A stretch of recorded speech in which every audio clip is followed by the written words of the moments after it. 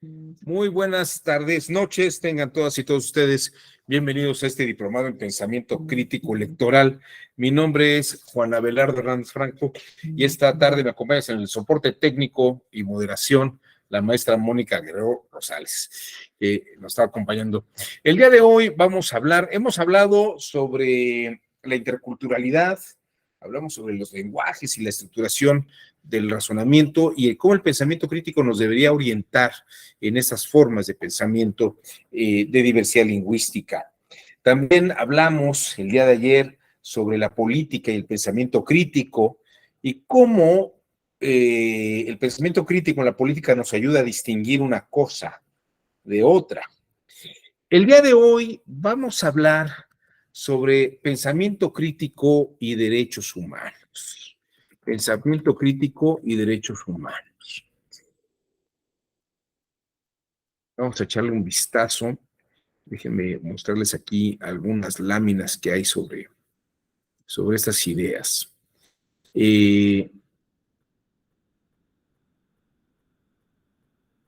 A ver, denme un minuto.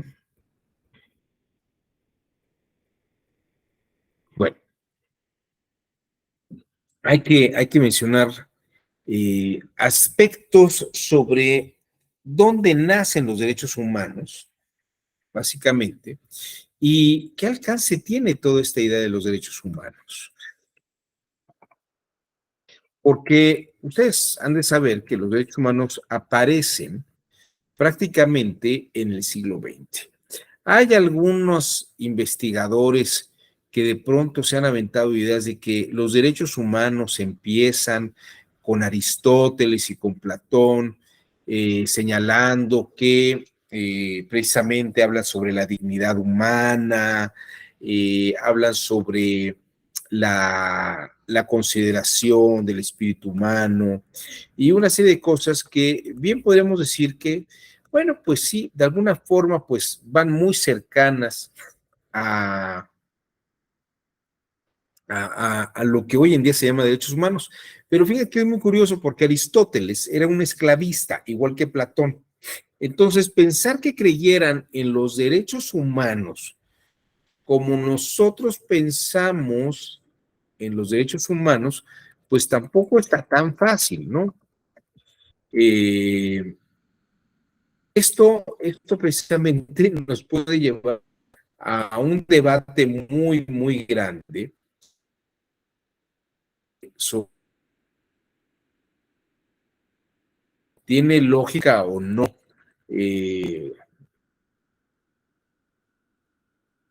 lo que se está señalando, ¿no? Déjenme mostrarles, ahora sí, ya apareció mi presentación. Bien, fíjense, déjenme decirles, ¿en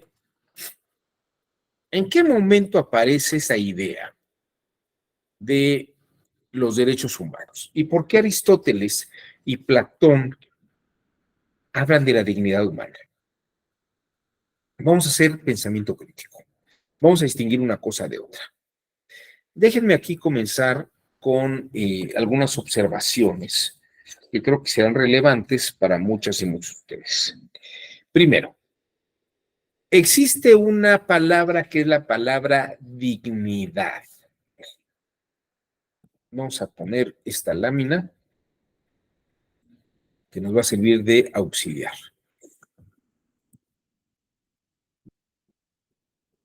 Aquí está la palabra dignidad. La palabra dignidad viene del griego dike, que significa, la palabra dignidad tiene una etimología en dike griega, pero si se fijan, hace referencia a la DIG. La dike viene de dignidad.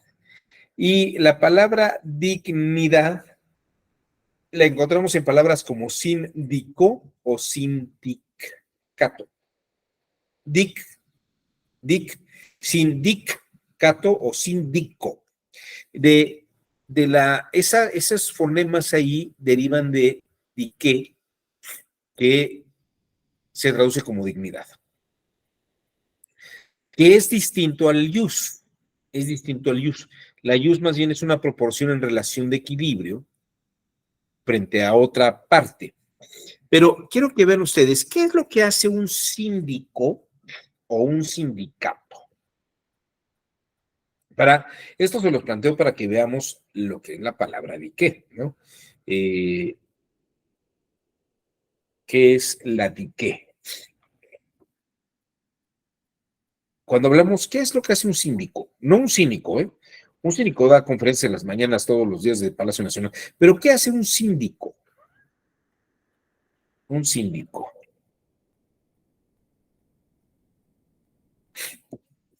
¿no? O un sindicato.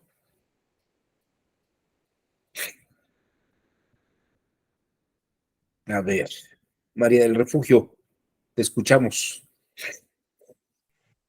Buenas tardes, compañero doctor. Creo que el síndico es el encargado de la vigilancia de que se lleve a cabo la normatividad dentro del ayuntamiento, algo así, La normatividad dentro del ayuntamiento. Bueno, se cumpla. sí, pero a ver, tiene una característica, sí es cierto lo que estás diciendo, pero tiene una característica en la que lleva el control dentro del ayuntamiento. A ver, Nayeli, si tú nos das más precisión. Bueno, el síndico, al igual que el sindicato, los intereses dan. En este caso, el síndico no se afecta a los derechos de los clientes. Te oigo un poquito lejos. El síndico representa al ayuntamiento y el sindicato igual representa en este caso a los trabajadores. Bueno, sí. A ver, te lo voy a plantear así, Nayeli. Cuando hay una quiebra de una empresa, ¿cuál es la función del síndico en la liquidación? ¿Alguien recuerda esto? Él cuentas por pagar y las cuentas por cobrar. Y es el que dice, bueno, a estos acreedores se les paga primero y luego a estos, y a estos se les paga en esta proporción y luego a estos otros de acá. Fíjense, el síndico le da su lugar a cada uno en prelación de a quién le toca primero cobrar y a quién le toca después cobrar. Ese es el síndico. Y el sindicato, si lo piensan ustedes, es el que le da lugar, y como lo acaba de decir Nayeli, protege el lugar que tienen los trabajadores del sindicato frente al patrón, tratando de darle un lugar de posición frente a otro, ¿no? Frente al patrón mismo. Es decir, la palabra dignidad tiene que ver con el lugar que ocupas frente a otros para que se te otorgue algo. Y de ahí, por ejemplo, la palabra ius sería la traducción literal de dique, porque ius hace un ayuste, un ajuste propiamente. Vamos a ver esa etimología de ius. El ius hace ajuste. Fíjense, la palabra ajuste, jus, te. La palabra ajuste hace referencia a esto. Vamos a ponerla aquí. Esto no lo tengo en esta lámina, pero pues ahorita la insertamos. Y la compartimos para que vean ustedes de qué estamos hablando. Entonces, fíjense. Vamos a insertar aquí.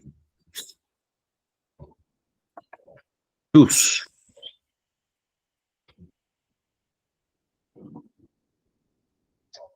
La palabra use, déjenme todavía ponerla mucho más grande.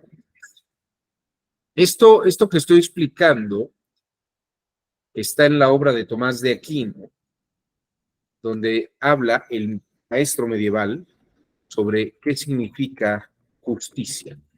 Y dice, jus es precisamente un ajuste. Es un ajuste entre dos partes. Y si me permiten ustedes, a ver, vamos a ver. El ajuste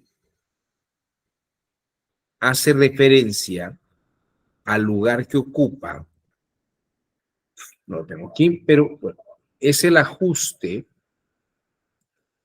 es este ajuste. Entonces, si hay un ajuste, la palabra dique hace referencia a lo que le toca a las partes en el ajuste. Por eso el sindiqué, el sindicato o el síndico es el que le da a cada uno su lugar en el pago de un cierre de empresa. Ahora, ¿qué tiene que ver todo esto con el pensamiento crítico de los derechos humanos? Bueno, aquí va la observación. Hay un pasaje en la obra de Homero que se llama La Odisea, la obra. Y el pasaje, la Odisea habla la historia de un héroe griego que se llamó Ulises, que estuvo en la guerra de Troya durante 11 años y se le ocurrió para acabar la guerra crear un caballo de madera abandonado en la playa y simular que todos los guerreros se iban todos los griegos se iban en sus barcos ya de regreso y dejaban un caballo en homenaje a los troyanos para decir que ya ganaban ellos. Y dentro del caballo, pues había una serie de héroes, entre ellos Ulises, que entran, abren las puertas y todos los griegos entran y hacen pedazo la ciudad de Troya. Bueno, Ulises, ya de regreso, la Odisea cuenta la historia de Ulises de regreso, de Ulises ya de regreso a su casa en Ítaca. Pero cuando él llega a Ítaca, solamente su perro, llamado Argos, lo reconoce.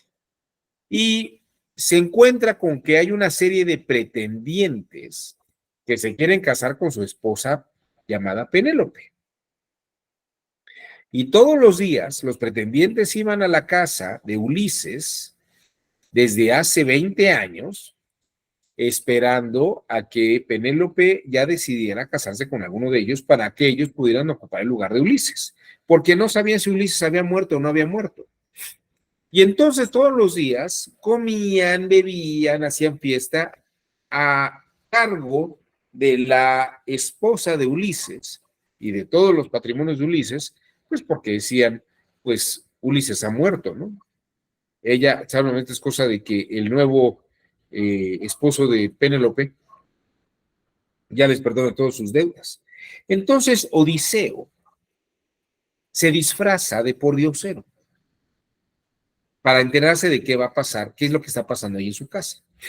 Y hay un porquero, el que se dedica a la crianza de los puercos, ahí en la casa de Ulises, y hace plática con él, con Ulises, pero Ulises está disfrazado de pordiosero.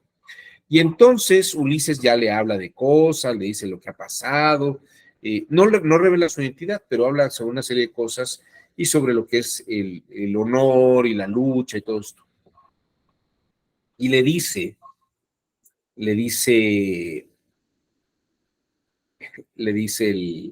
el porquero, te voy a matar un lechoncito para que te lo comas, porque veo que estás hambriento y tú tienes más dique que la que tienen todos estos pretendientes que se comen todos los puercos de la señora, ¿no?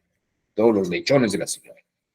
Entonces, fíjense que la palabra dique efectivamente hace referencia a la dignidad. Pero fíjense que la dignidad es algo que uno tiene por el nivel de la vida que está realizando, ¿no? Ahora bien, para que se entienda esta idea de dique, les voy a explicar otra cosa que es muy importante. Yo no sé si ustedes lo sepan, pero cuando se dio la Declaración Universal de los Derechos Humanos, se dio la Declaración Universal de los Derechos Humanos. Entre los países que no firmaron la declaración se encuentra el Vaticano. el Estado Vaticano, que es la Iglesia Católica, o la sede de la Iglesia Católica, no firmó la Declaración Universal de los Derechos Humanos. Y no la firmó porque dice que la Iglesia no atiende a aspectos de derecho ni de leyes, solamente que sea derecho eclesiástico. Y que por lo demás, la Iglesia no tiende a la naturaleza de los derechos humanos, sino a la dignidad humana. Y aquí les voy a explicar esto. Para la Iglesia, y esto hay esto hay que verlo de esa forma. Hay una encíclica del Papa León XIII, que es contra los socialistas y los comunistas, en la que el Papa León XIII dice: estos comunistas hablan sobre la igualdad de las personas, pero que no se equivoquen. Para la Iglesia no todos son iguales. Es importante, porque no es lo mismo alguien que lleva una vida piadosa que alguien que lleva una vida llena de pecados.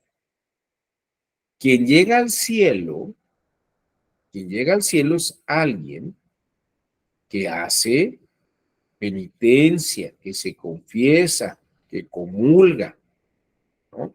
Que sigue los sacramentos, no los pecadores. No es lo mismo un santo o una santa que un pecador. La Virgen María, Jesús, no son iguales a los apóstoles. No sé si me estoy explicando. Hay una especie de jerarquía casi monárquica, porque ningún apóstol, por más santo que sea, que puede equiparar a Dios Padre. Y la Virgen María, por más que sea la madre de Cristo, no tiene un estatus como el de Dios, ya ve. Y Jesús y María son distintos. Cada uno tiene su dignidad, tiene su diqué, su trabajo por mérito. Entonces, es cierto que Aristóteles y Platón hablaron de la dignidad humana, pero no por una situación de considerarla una esencia implícita por el hecho de ser humanos. Esto es bien importante. El pensamiento crítico debe de entender cómo se entiende dignidad humana en la Iglesia Católica y en la tradición de 2000 años de historia occidental, porque Aristóteles era un esclavista igual que Platón, tenían esclavos y la dignidad la tenían por el estado de ser, por el estatus de ser hombres libres y de una posición económico y social muy poderosa. No es lo mismo que ser un esclavo. Oiga, pero el esclavo tenía dignidad. Pues sí, tenía dignidad de esclavo. Pero no confundan eso, ¿no? Esto es un tema bien interesante porque los contemporáneos dicen, es que la dignidad humana da igualdad a las personas por el hecho de ser personas. Sí, en la doctrina contemporánea del siglo XX, de finales del siglo XX, y algunos teóricos. No es algo que consideren como válido el resto de los autores y de los teóricos de la dignidad humana. Y esto hay que separar esta situación. Quiero que vean ustedes, vamos a ver esta, déjenme mostrarles esta lámina.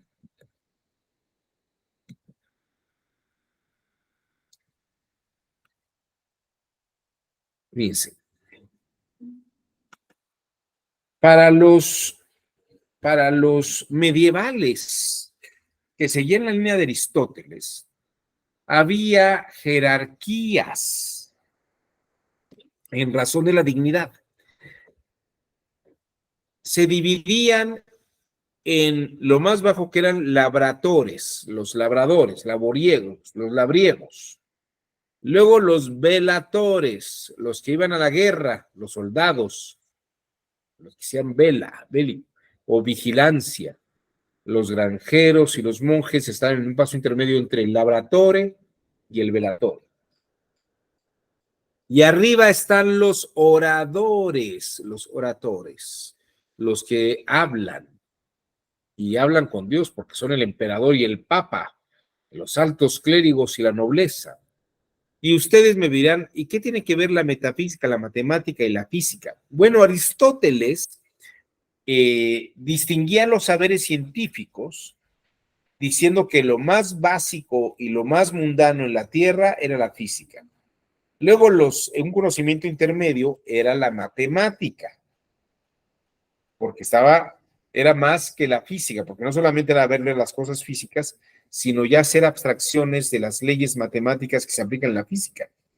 Y luego la metafísica son los principios universales que rigen el mundo de la matemática y de la física. Y esta idea de que esto es superior a esto está en razón de que los labriegos siguen instrucciones de los velatores, de los monjes y los granjeros. Y ellos siguen a su vez órdenes de los altos clérigos de la nobleza, y los altos clérigos siguen las órdenes del papa y la nobleza órdenes del emperador. Porque la visión del universo aristotélico era que todo lo que se mueve es movido por otro. Ese es un principio universal. Todo lo que se mueve es movido por otro. Entonces, lo que hay aquí, que es la Tierra, se mueve por los elementos agua, aire, tierra. Aquí la Luna. La Luna mueve todos estos elementos hasta la Tierra. Y la Luna se mueve porque Mercurio la mueve a ella y la Luna mueve a todo lo demás. Y Venus mueve a Mercurio, a la Luna y todos los demás elementos. El Sol mueve a Venus, Mercurio, la Luna, y así pueden ir hasta arriba. Ya los ángeles dirigen el mundo y hasta arriba Dios. El modelo astronómico señala que la Tierra es el centro del universo, pero porque ella es la que tiene los efectos de las esferas superiores, que mueven desde la primera esfera, la más externa, hacia la más interna, ¿no? Entonces, todo lo que se mueve es movido por otro. Y como todo lo que se mueve es movido por otro, es más alta la dignidad del que mueve, del emperador o del papa.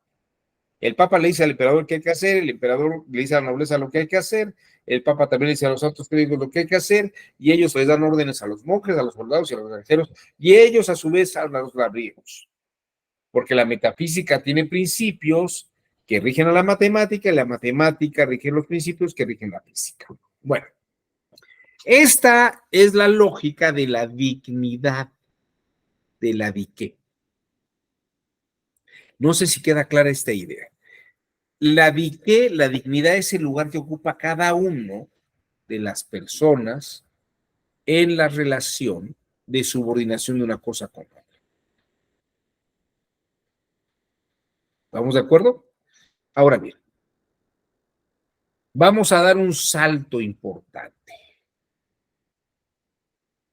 No voy a contar toda la historia porque solamente es un razonamiento crítico, no es una clase sobre historia de los derechos humanos.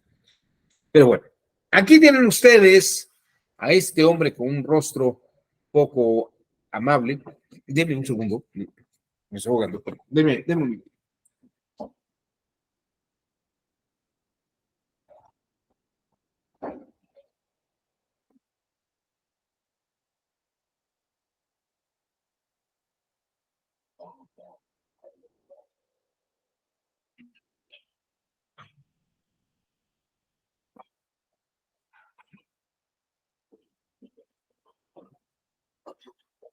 Sí, pero es que luego me ahogo.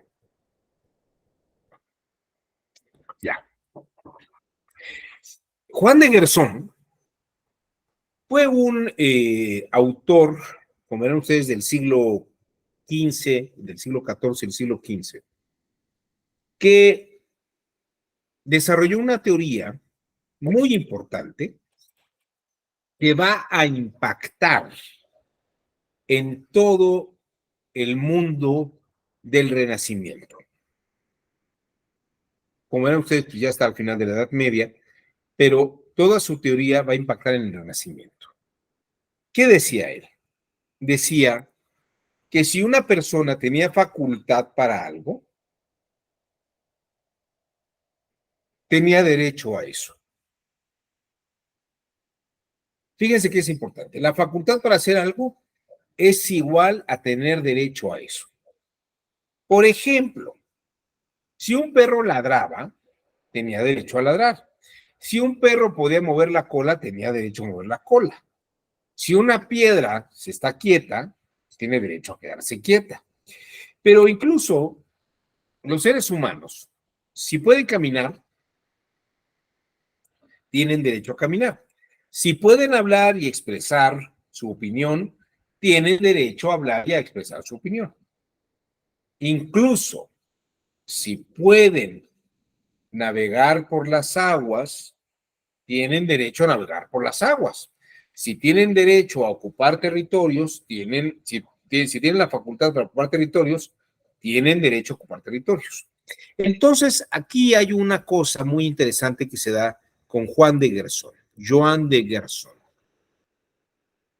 La facultad natural que tienes se equipara con un derecho. La facultad natural que uno tiene se equipara con un derecho.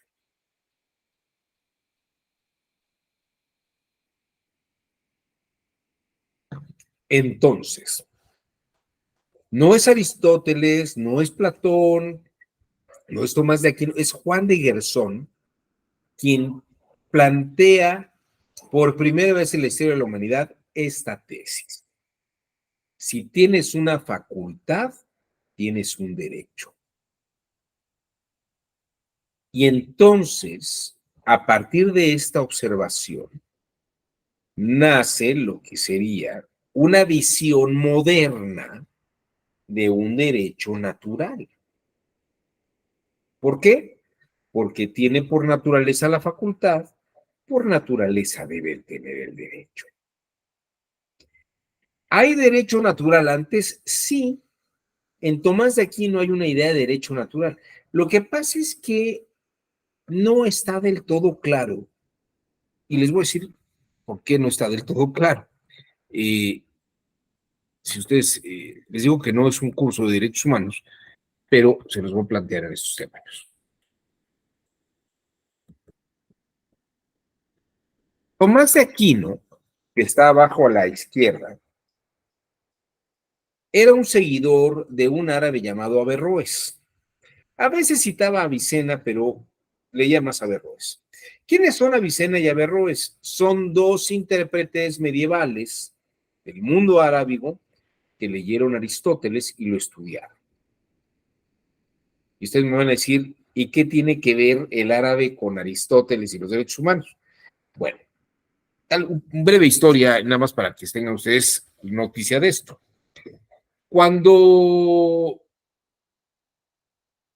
Justiniano, el emperador Justiniano, en el 535, 520, 535, hace el digesto y las leyes del Códex, este emperador romano, manda también cerrar todas las escuelas de filosofía que hay en Atenas y en el Imperio Romano de Oriente. Todo lo que había en Grecia se cierra.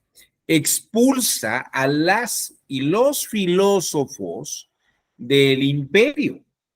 Y pues todos los libros de filosofía, para no ser quemados, porque Justiniano se encargó de quemarlos, así como que se encargó de quemar todos los libros de derecho que ya no entraron en el digesto, ni en el códex, ni en las institutas, se quemó, porque ya no quería basura. El derecho y la filosofía se estandarizan en lo que él decía. Entonces, todos los textos de Aristóteles y de Platón se fueron con los filósofos y las filósofas que salieron huyendo del Imperio Romano. En el caso de Oriente, en este caso, pero era el Imperio Romano de Oriente, en el 540, en el 530, 500, entre 520 y 535. Y entonces muchos de los libros de Aristóteles se fueron a Medio Oriente, a Bagdad, a lo que actualmente es Irak, y algunos árabes que emigraron hacia España se llevaron algunos libros o llegaban libros de Irak, de Bagdad, que llegaban a Córdoba, por ejemplo. Averroes era un cordobés, era un jurista español, bueno, de la península hispánica. Y Avicena sí era de la zona de Irak. Y los árabes durante casi 1000 años, bueno, durante 800 años, dominaron el estudio de la obra de Aristóteles. En Occidente no se conocían las obras de Aristóteles como se conocían en el mundo árabe. Y Avicena y Averroes fueron los comentaristas más importantes de Aristóteles. Tomás de Aquino, cuando en el siglo XIII regresaron varios libros de Aristóteles a Italia, Tomás de Aquino estudió a Aristóteles por un mandato del Papa Alejandro. Creo que era el Papa Alejandro IV, me parece que era el Papa Alejandro IV. Le mandó estudiar a Aristóteles y ver qué elementos del aristotelismo servían para el mundo cristiano. Y Tomás de Aquino, estudiando a Aristóteles, lo estudiaba en su fuente original, en su obra literaria, pero también con los comentarios de Avicena y Averroes, entre muchos otros autores, para ver cuáles eran los perfiles con los que había que entender Aristóteles. Bueno, aquí hay una distinción importante, y por eso pongo yo aquí a un señor que se llama Duns Scoto. Duns Scoto. Y van a decir, ¿qué tiene que ver Duns Scoto con esto? Bueno, Tomás de Aquino seguía mucho más a Averroes que a Avicena. Y Duns Scoto seguía mucho más a Avicena que a Averroes. Y aquí viene esta distinción. Avicena decía que las facultades, fíjense, antes de hablar de los derechos, las facultades estaban en mi persona. Las facultades estaban en mi persona. Por ejemplo, yo tenía la facultad para educar a mis hijos, porque soy un ser humano que se puede reproducir y puede tener hijos, aunque no tenga hijos. Yo tengo la facultad para hacerlo, porque podría tener hijos. Puede ser que nunca los tenga, pero la facultad nunca se actualizó, vamos a decirlo en esos términos. Para Averroes, yo tengo la facultad de educar a mis hijos, sí, solamente si tengo hijos. O se los voy a poner así. Yo tengo la facultad de divorciarme si antes estuve casado, ¿no? Pero para Avicena, fíjense qué cosa tan curiosa. Yo podría divorciarme porque tengo un derecho en el Código Civil a divorciarme porque soy un ciudadano civil, pero no porque esté casado. Podría no estar casado y tener derecho a divorciarme, ¿no? Para Averroes, si tú no estás en la situación, no te pueden dar esa facultad, no tienes esa facultad, y mucho menos el derecho. Yo, para Avicena lo tengo, aunque nunca me case, ¿no? Yo puedo educar a mis hijos, aunque no tenga hijos. Pero para Averroes, solamente podrás educar a tus hijos si tienes hijos. Ahora, fíjense el salto. En ese sentido, para Juan de Garzón, si tienes la facultad, tienes el derecho. Pero aquí la pregunta que se harían con Garzón es, ¿tienes el derecho porque tienes la facultad implícita o tienes el derecho porque estás en la circunstancia? Aquí, mi querido Dante, mi estimado, hablas de legitimación, Dante. ¿A qué te refieres con legitimación? Bueno, es que la pregunta es, ¿cuál de los dos aspectos es legítimo? ¿O a qué te refieres con legitimación?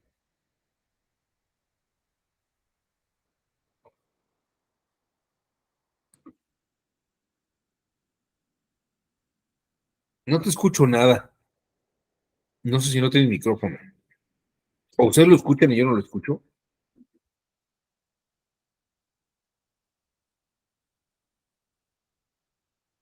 Ay, Mónica, ¿tú escuchas a Dante? No, No me escucha. no se escucha, como que se queda, no. O si lo quieres anotar en el chat, Dante.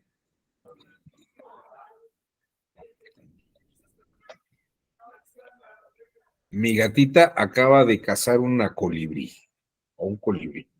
Dicen que cuando te llevan los ratones, las lagartijas y y los pajaritos que matan, es un regalo que te hacen.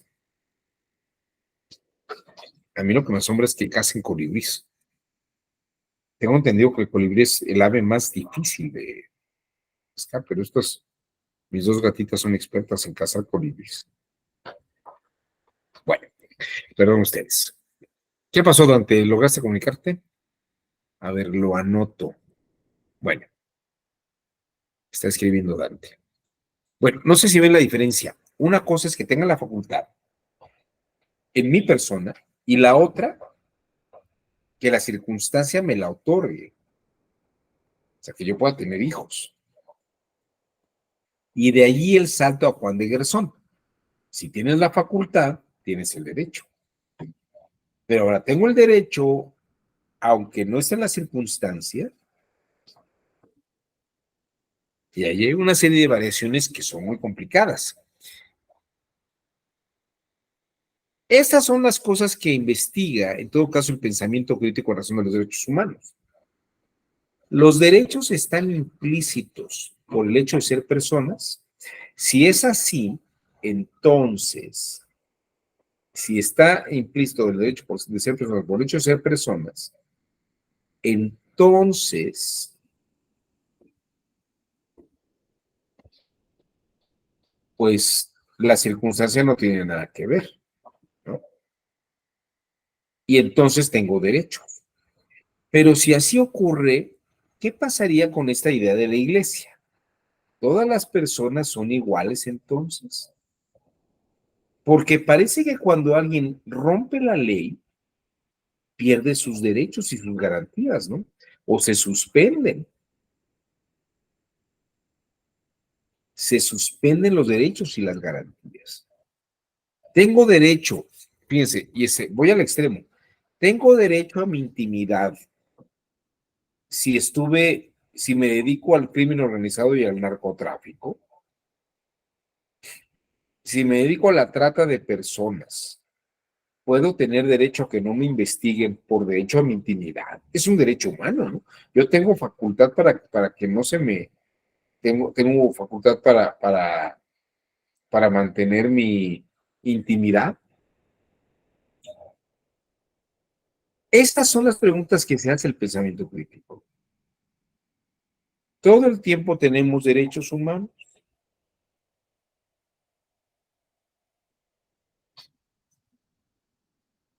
¿Todo el tiempo tenemos derecho? Fíjense, en la línea, y me extraña que nadie lo haya preguntado, si Juan de Garzón tiene razón y tengo facultades, tengo derecho en razón de las facultades, ¿puedo matar a alguien? ¿Tengo derecho a matar a alguien? A ver, aquí Dante dice, a manera de reflexión, ambos podrían implicar la hipótesis de legitimación, dependiendo del sistema normativo. Quizás la diferencia radique en el interés legítimo del interés jurídico y del interés simple. Pero entonces la pregunta, ¿es un tema de perspectiva o si hay algún fundamento? O sea, los derechos humanos dependen de la normatividad o del interés simple o del interés jurídico. O sea, ¿hay derechos en razón de una teoría o tenemos derechos implícitos en nuestra persona? Aquí María del Refugio dice, si tiene derecho hasta en tanto, sí tiene derecho hasta en tanto no se demuestre lo contrario, por el derecho a la presunción de inocencia. Claro. Y entonces podría ser una investigación.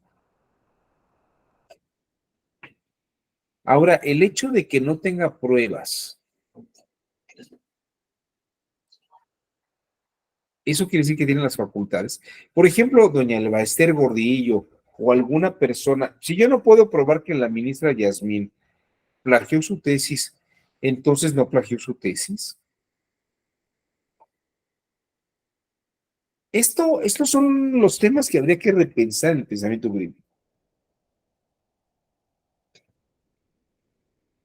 Fíjense cuál fue el extremo, por ejemplo, de la Segunda Guerra Mundial. Los nazis desconocían los derechos de los judíos. Decían que por su naturaleza social no tenían derecho. No podían ni debían tener derechos porque eran enemigos del pueblo alemán. Entonces, ¿la tenían o no la tenían? Más aún, a ver, te voy a hacer otra pregunta, Dante. Yo empecé esta sesión, o las primeras cosas que dije en esta sesión, es la postura del Vaticano y la de León XIII, el Papa León XIII, con respecto a la dignidad humana. Pero tú que me parece que eres presbiteriano, ¿no? O baptista, o eres evangélico. Bueno, en general es evangélico. La naturaleza humana, en ese sentido, la dignidad es algo que tienes por naturaleza o es algo que tienes que ganar con el esfuerzo de tu trabajo.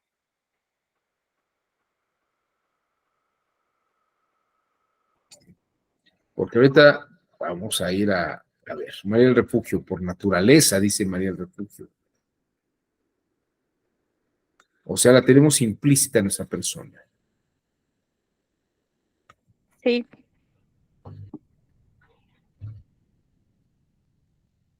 Ok, entonces cualquier persona, por el hecho de ser persona, tiene esa dignidad.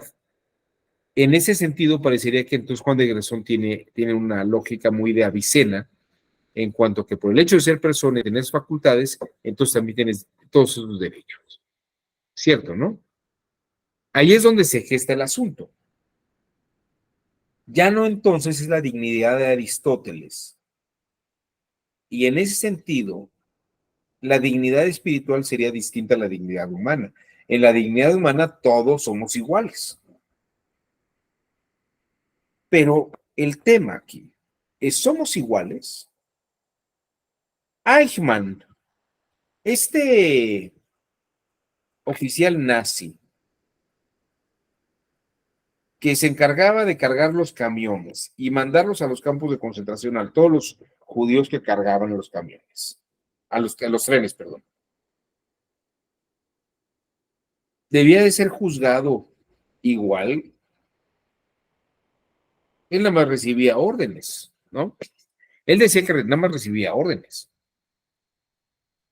Y por otro lado, que el hecho de haber hecho lo que hizo le reduce la dignidad, o sea, no tiene derecho a seguir siendo libre. O por los actos, fíjense que esto es muy interesante, María del Refugio, por los actos que uno realiza, ¿no será que pierde o gana mayor o menor dignidad? pues es que ahí tendría que hacerse como un análisis de acuerdo a las leyes, ¿no? En este caso, yo creo que en el caso de nuestro país, pues es claro el artículo 1 de la Constitución que está muy vinculado a los derechos humanos y habla precisamente de la dignidad humana y la vinculación que tiene con los tratados internacionales en los que participa el Estado mexicano. Entonces ahí yo creo que todos tenemos nuestros derechos vigentes hasta que no se nos demuestra en un proceso debidamente aplicado si transgredimos esa norma y los perdemos, pero solamente hasta ese momento. Pero entonces estás de acuerdo en que los podemos perder. Sí, o Entonces, suspenderse, ¿no? Ujú. pero entonces, ¿se suspende por la naturaleza que tienen o porque alguien ya no los hace válidos? No por la naturaleza, sino porque, bueno, yo creo que es porque alguien ya no los hace válidos, la norma, ¿no? Como tal. Bueno, fíjate, vamos a ver esto. Aquí voy a dar otro salto histórico. Vamos a hablar de la Declaración de Independencia de los Estados Unidos. Fíjense qué interesante. Dice, bueno, cuando en el curso de los acontecimientos humanos se hace necesario para un pueblo disolver los vínculos políticos que lo han ligado a otro, en este caso los Estados Unidos libres de Norteamérica frente a Inglaterra, y deben de tomar entre las naciones de la tierra el puesto separado e igual a que las leyes de la naturaleza, y el Dios de esa naturaleza le dan derecho. Un justo respeto al juicio de la humanidad exige de que declare las causas que lo impulsan a la separación. Y sostenemos como evidentes estas verdades. Todos los hombres son creados iguales, que son dotados por su creador de ciertos derechos inalienables, que estos derechos son la vida, la libertad y la búsqueda de la felicidad. La vida, la libertad y la búsqueda de la felicidad. Y si ustedes me preguntan, ¿qué es eso de la búsqueda de la felicidad? El abate Sieyes, del cual se inspira Thomas Jefferson, para explicar esto, ¿no? Les diría que lo que está diciendo Jefferson es precisamente que la búsqueda de la felicidad es poder tener capacidad económica. Es tener capacidad económica. A ver, aquí Dante dice, la dignidad en su acepción de respeto es por naturaleza. Pensando en la máxima de ama a tu prójimo como a ti mismo, pone en estado de igualdad a cualquier persona respecto a uno mismo. Por lo tanto, seré acreedor a la dignidad en tanto que se la conceda a los demás. Está bueno eso. Suena muy interesante. O sea, a la medida que yo amo a mi prójimo, le estoy dando un estatus de igualdad. Pero los apóstoles llegarán a ser tan divinos como Cristo.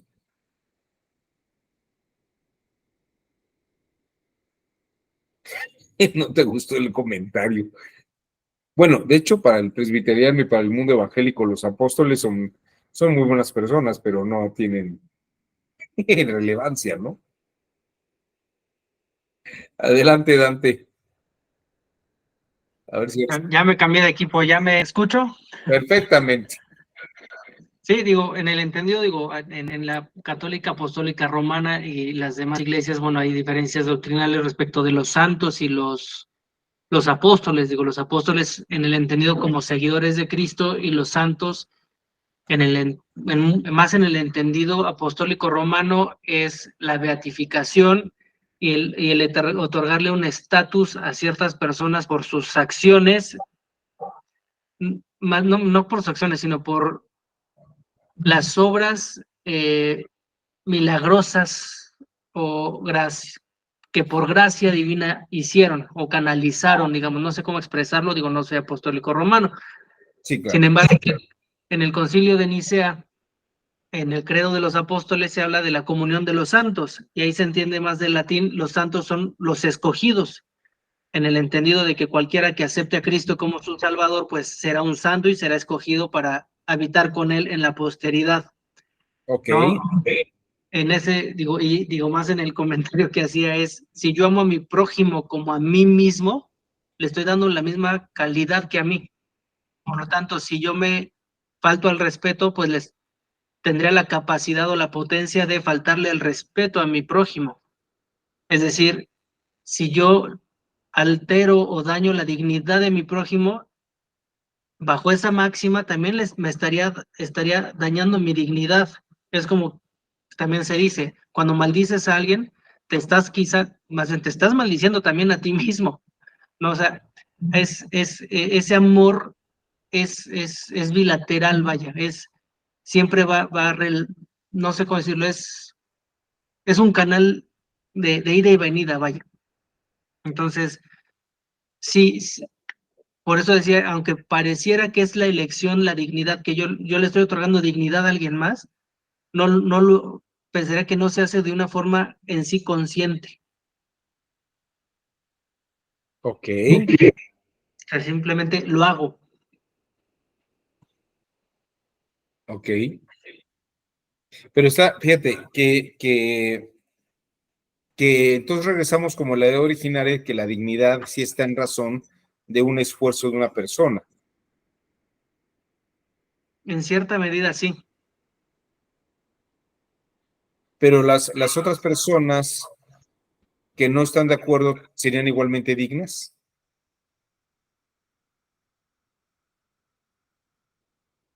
En un aspecto teológico o en un aspecto, digamos, relación humano-humano. No, pues tú me dime. A ver, María del Refugio levantó la mano, a lo mejor. A ver qué pasó, María del Refugio, te escuchamos. Yo creo que aquí la cuestión es más como persona y no por sus capacidades o por por lo que logran, ¿no? Sino como por la persona como tal. Todos adquirimos lo que decía inalienablemente, no, bueno, no nos pueden quitar esos derechos. Los tenemos, pero quizás pueden llegar a estar suspendidos. Tocando la cuestión de Cristo, si lo traspolamos a nuestro tiempo y lo vemos desde un enfoque de ser humano, pues yo creo que los apóstoles sí podrían llegar a ser como él, ¿no? Pero si lo vemos en un aspecto divino, pues jamás lo seríamos. Gracias. Bueno, a ver, vamos a dar un salto más. Vamos a dar un saltito más.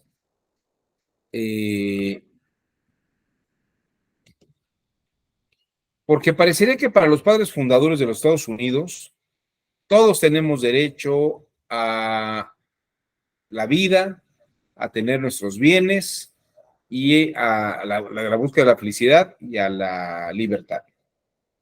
Pero estas declaraciones de independencia no incluyen a los esclavos, porque hasta la proclamación de la emancipación que se dio el 1 de enero de 1863, casi 100 años después de la declaración de independencia de los Estados Unidos, Abraham Lincoln les da condiciones de hombres libres, hombres y mujeres libres, a los afroamericanos, a las personas de color.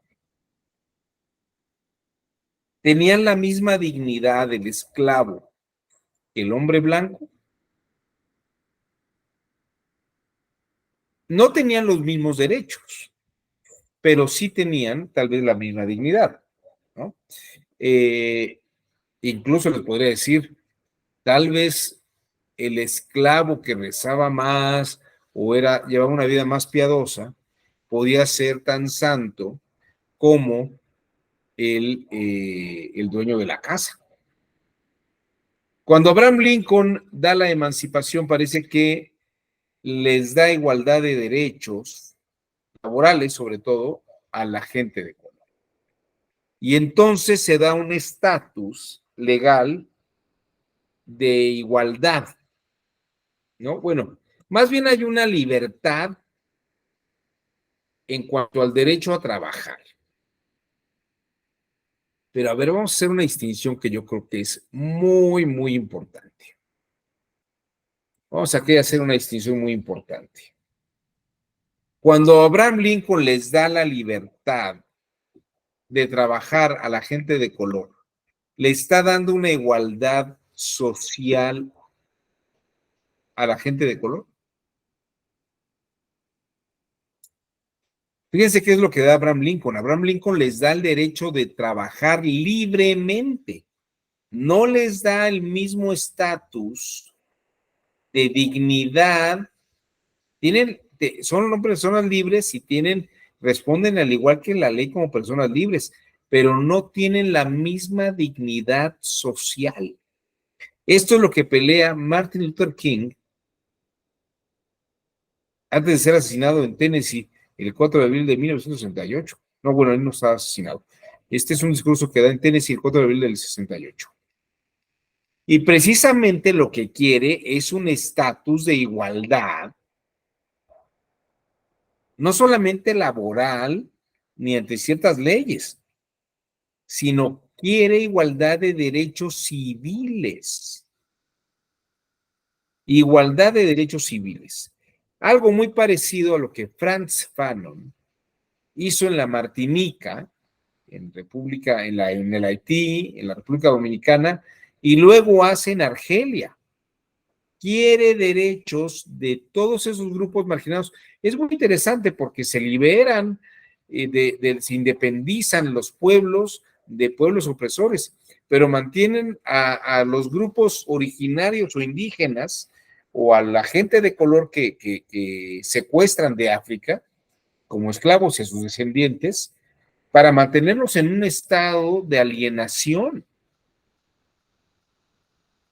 En la India, Gandhi también muestra esto. Y Gandhi estudió en el University College de Londres, pero iba en un tren en Sudáfrica y le dijeron, usted no puede subir a este tren, señor.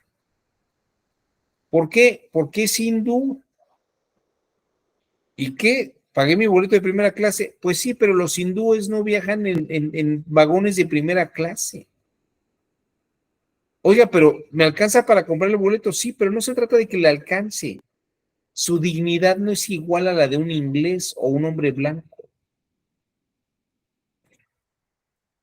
Estas situaciones que se dan a principios del siglo XX, a principios y a mediados del siglo XX, llevan a replantear el estatus de los derechos de las personas.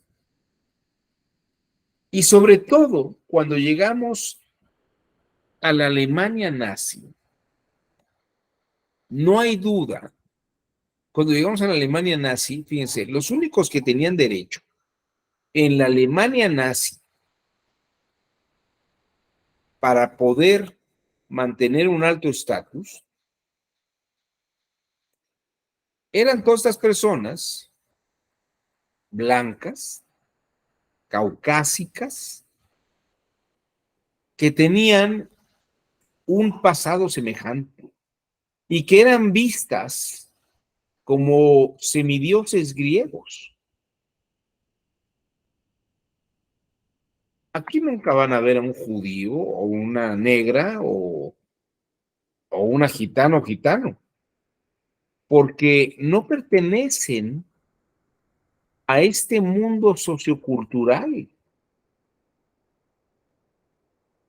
Qué elegancia, dirían ustedes. Qué elegancia la de Francia. En el momento que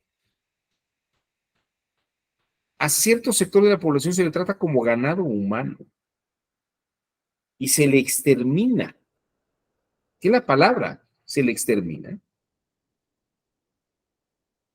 ¿Dónde está el estatus de igualdad humana? Y parece que es precisamente lo que denota la Segunda Guerra Mundial, la que va a llevar a la revisión de los derechos humanos. En el sentido de lo que tenemos actualmente.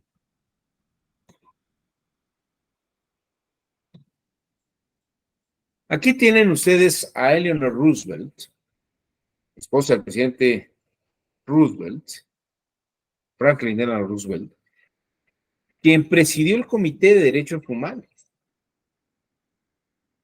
Y aquí tienen ustedes una copia de la declaración promulgada por la Asamblea General de Naciones Unidas en la ciudad de París el 10 de diciembre de 1948, que es propiamente la resolución 217A, inciso 3, donde se hace la Declaración Universal de los Derechos Humanos. Y fíjense qué dice el preámbulo. Considerando que la libertad, la justicia y la paz en el mundo tienen por base el reconocimiento de la dignidad intrínseca. Fíjense qué brutal. Ya no es la dignidad de la iglesia, no es la dignidad de Aristóteles, es la dignidad intrínseca, no es la búsqueda de la dignidad por el esfuerzo humano. Es una dignidad intrínseca al modo de los Estados Unidos, porque la da la naturaleza y el Dios de esa naturaleza. Es una dignidad intrínseca y de los derechos iguales e inalienables de todos los miembros de la familia humana. Esta declaración unifica derechos y dignidad. Unifica dignidad intrínseca y derechos iguales. Los derechos civiles, los derechos humanos, la dignidad de la persona. Considerando que el desconocimiento y el menosprecio de los derechos humanos han originado actos de barbarie, refiriéndose a la Segunda Guerra Mundial, ultrajantes para la conciencia de la humanidad y que se han proclamado como la aspiración más elevada del hombre, el advenimiento de un mundo que los seres humanos liberados del temor y de la misericordia disfruten de la libertad de palabra y de la libertad de creencias. Considerando esencial que los derechos humanos sean protegidos por un régimen de derecho, a fin de que el hombre no se vea compelido al supremo recurso de la rebelión contra la tiranía y la opresión. Entonces, vivimos en la utopía, donde la dignidad y los derechos son iguales. Ya no es un tema en el que habría que hablar de la dignidad de la persona en razón de su espiritualidad. Porque para empezar, ya no hay un predominio eclesiástico en Occidente. Tenemos diversidad de creencias. Ya no es el Papa el que dictamina, sino podemos hacer una libre interpretación de la Sagrada Escritura. E incluso, fíjense que es interesante, el Papa Francisco renuncia a ser llamado vicario de Cristo. Como si él fuera el representante legal de Cristo en la tierra. Cosa que lo pone en una especie de igualdad de condiciones a los rabinos, a los grandes imanes, ayatolas, ¿no? A todas las formas religiosas, a los grandes monjes budistas. El Papa es un místico más igual que cualquier pastor, nada más que con sede en la iglesia de San Pedro en el Vaticano. Y se le considera cabeza administrativa de la iglesia católica, apostólica y romana, como el archimandrita de la iglesia griego-ortodoxa o el gran patriarca de San Petersburgo. Hoy, las ideas naturalistas que sustentarían un derecho humano quedan totalmente opacadas. Cualquier indagación histórico-filosófica queda como una mera anécdota histórica frente a la Declaración Universal de los Derechos Humanos, porque la Declaración establece que la dignidad y los derechos son inalienables e iguales para toda la familia humana. Y vivimos en la utopía porque ninguna otra era de la humanidad se tuvo una concepción semejante. En el mundo antiguo tuvimos dignidades, el emperador no era igual, el emperador chino no era igual a sus sirvientes, tenían dignidades diferentes. En las religiones, el profeta Mohammed, el profeta Mohammed y su séquito son los elegidos de Dios, de Alá. Pero hoy en día, el fundamento religioso de los derechos ha pasado a otro tema. Es un tema de análisis filosófico, religioso, si quieren ustedes. Pero hoy de manera crítica estamos partiendo de un hilo parejo. Este sí es un piso parejo. Todos somos iguales y es una doctrina de 1948. Todavía no cumplimos 100 años, ni tenemos perspectiva histórica para ver qué tal funciona. Lo que sí les puedo decir es que es una normatividad que han firmado la mayoría de los países del mundo y la consideran un principio esencial del derecho internacional y obviamente el desarrollo de los pueblos. La economía, la política del mundo contemporáneo va muy ligada. El derecho, la sociología, la antropología, la psicología, va de la mano de estas posturas. Pero esta libertad también trae consigo varias formas de pensamiento que hay que observar desde el pensamiento crítico. Hace un par de días mi esposa me decía, un poco escandalizada, a los menores de edad no se les permite fumar, beber, o manejar, o casarse, pero sí pueden escoger su identidad sexual por una jurisprudencia de la Corte. Y por el otro lado, pueden decidir ser ellos, ellas o ellas. Y vivimos en una época en que se le otorga identidad, no en razón del sexo, sino del rol de género que se asume. Donde hay identidades. Y el pensamiento crítico tiene que observar esto con mucho cuidado, porque debe de saber dónde reivindicar. Y también tiene que saber hasta dónde un límite. Yo no sé si ustedes lo sepan, hubo unas grandes discusiones en torno a esto. El catálogo de enfermedades psiquiátricas determina que una enfermedad psiquiátrica se da cuando la persona que realiza una conducta se siente mal, se enferma, ¿no? O sea, es una enfermedad si la persona que hace algo sufre. La palabra es sufrimiento. Por ejemplo, es una persona que, por ejemplo, tiene una actividad sexual con hombres de su mismo sexo, esa persona sufre al hacerlo, se considera una patología. Si él no sufre, pero hace sufrir a otro hombre cuando tiene esta actividad sexual con él, también se considera patología. Pero si ninguno de los dos sufre, entonces se considera preferencia sexual. ¿De acuerdo? Esto a los comportamientos humanos.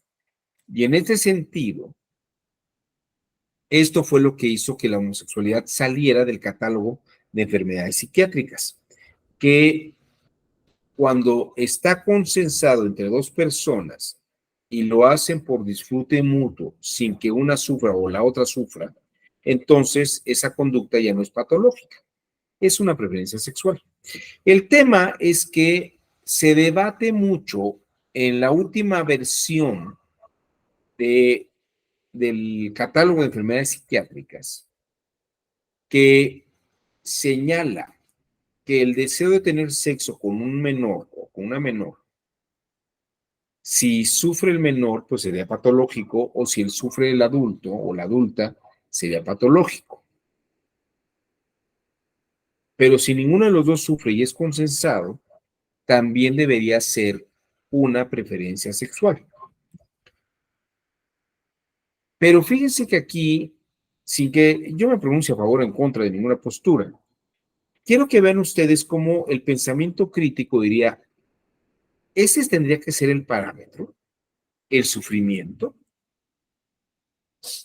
porque hace unos meses se debatió en la Ciudad de México si los menores y las menores podían hacer cambio de sexo y ni siquiera pedirle permiso a sus padres para poder tener este cambio de sexo, operación de cambio de sexo. Cuando se niega, un grupo pro transexualismo catalogaron esto como actividad fascista. Pero aquí el pensamiento crítico tendría que moverse en la idea de tal vez no todos los principios aterrizan de la misma manera. Y la dignidad, aunque todo el mundo la tiene, y los derechos todo el mundo los tiene, como los vimos hace rato con María del Refugio, tal vez hay ciertas circunstancias en las que esos derechos no deberían prosperar o deberían tener algunos límites. Ella mencionó muy bien que si alguien comete un delito, pero hay ciertas conductas que son inéditas, no las hemos explorado. Hace algunos años, hacerse perforaciones, piercings, tatuajes, pues era algo que estaba muy mal visto. Y era algo que, pues, era propio de prisioneros y de gente de bajos niveles humanos y sociales. Pero hoy en día es algo muy normal. Habría que preguntarse si estas otras formas no son iguales a aquellas. O en razón de qué debemos prohibir o permitir algo en la igualdad de la dignidad y de los derechos. El pensamiento crítico, creo que si algo es lo que lo ha caracterizado, les diría yo que debe tender a lo siguiente. No a analizarlo en abstracto, sino analizar la casuística. Porque si nos basamos en todos los principios, pues no podría haber excepciones. Y como lo dijo muy bien hace rato María del Refugio, pues todos tenemos la misma dignidad siempre y cuando no perdamos el estatus porque cometemos delitos, ¿no? Si cometemos un delito, pues entonces nuestra dignidad y nuestra igualdad de derechos pues se ve suprimida o suspendida. La pregunta aquí es, ¿estas otras formas son equiparables o no? Habría que ver en cada circunstancia y si están generando un daño o no. Y si el daño que generan es reversible o no. Y si no, pues, ¿qué tanto es tantito lo que habría que ser permisivo? Dante, levantaste la mano, te escuchamos. Sí, justo, bueno, ahorita de la reflexión que hacía sobre los que cometen algún delito, bueno, yo entendí que se entendía que pierden la dignidad.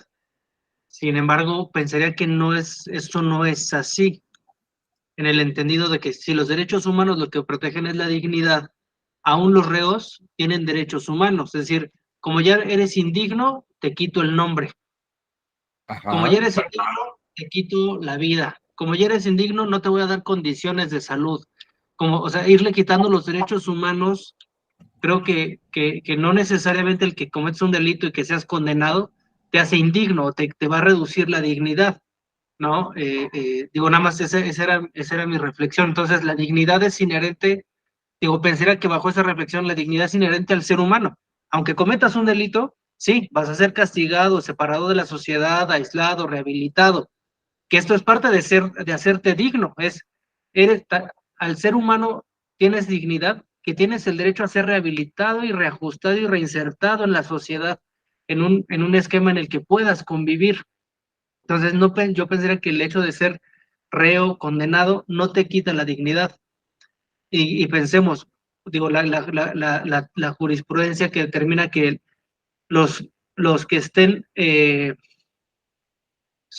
estén privados de la libertad con sentencia pendiente, tienen derecho a votar, porque si no se vulneraría su presunción de inocencia. Hasta que no hay una sentencia, pues no te quitan los derechos civiles y políticos o no te los suspenden. No, o sea, sí hay un grado de afectación, pero nunca pierdes la dignidad. Aún estando en prisión. Es correcto. Digo, bueno, si pensamos en Bukele y la forma y me ganaste la palabra, en que le da tratamiento, pero por ejemplo, hay reportajes de que las prisiones en Suecia y Noruega, pues prácticamente son casi hoteles de 4 estrellas, 3 estrellas, ¿no? O sea, son formas distintas de ver una problemática. Eres delincuente, te trato mal porque ya no mereces ser parte de la sociedad, ¿no? Y lo dijo Bukele, es al momento en que tú violaste, mataste, dañaste, perdiste el derecho a ser tratado dignamente. Y los países nórdicos o europeos, pues dicen yo te fallé como gobierno y te orillé a ser malo, ¿no? Por lo tanto, te tengo que dignificar y te tengo que rehabilitar, dándote mejores condiciones. O sea, son dos formas distintas de ver una misma situación. Yo en lo personal pienso que aún estando en la cárcel, pues se le tiene que respetar situaciones, o sea, la dignidad, o sea, digo, a lo que voy es, la dignidad, pensaría que es el reducto mínimo a lo que no debe ser expuesto una persona, para no decir a los derechos mínimos, ¿no? O sea, no puedes tratar, no sé, ya me estoy trabando, pero digo, creo que esa es la reflexión que ahorita tenía. Bueno, yo te digo esto, Dante. Vamos a ligarlo con las dos últimas ideas de las dos últimas sesiones. Esta idea de Eleanor Roosevelt y de las Naciones Unidas pertenece a alguna categoría epistémico-lingüística en específico, alguna cultura, porque si lo pensamos así, tal vez en el chino o en el hebreo no se puede dar esta igualdad de condiciones. Es un primer planteamiento. El segundo, ¿no es también una forma política? Y tendremos que analizar desde el pensamiento crítico la parte lingüística y el pensamiento político. Lo dejo allí y si quieres lo seguimos platicando, pero no sé si tenemos sesión el día de mañana. Creo que ya no tenemos sesión el día de mañana, ¿verdad? A ver, déjenme ver. Denme un segundo y ahorita les digo.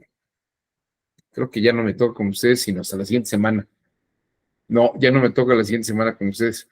Bueno, pero entonces se lo dejo allí. Lo platicamos, creo que tienen clase con Pérez de los Reyes, un gran expositor, que con él pueden dialogar muchas de estas cosas.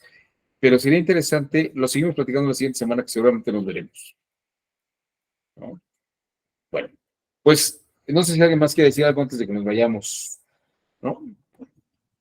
Jesús Yair, Dante, María del Refugio, Nayeli, Virgilio, José Fidel, querida Mónica Guerrero y 4 más que no sé quiénes son. Les agradezco su generoso tiempo y nos vemos. A ver, ¿qué pasó, Dante? Horas, les mando, justamente, ya me clavé un poco en la parte de la doctrina o de la fe.